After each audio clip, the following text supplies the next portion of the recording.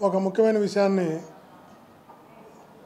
చేస్తున్నటువంటి అన్యాయమైనటువంటి అధర్మమైనటువంటి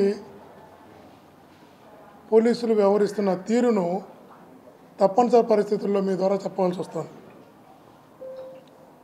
నిజంగా కూడా ఒక వ్యవస్థ, ముఖ్యంగా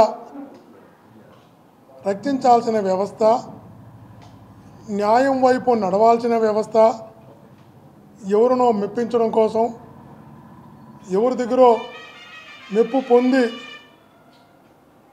ఉన్న పోస్టుల్లో కొనసాగడం కోసం, ఇతరత్ర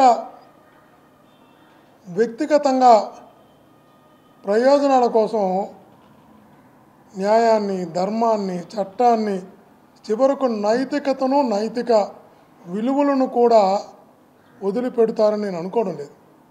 అంత దారుణంగా వదిలిపెడుతున్న పరిస్థితులు, కొన్ని సంఘటనలు కళ్ళ ముందర కనబడుతున్నాయి.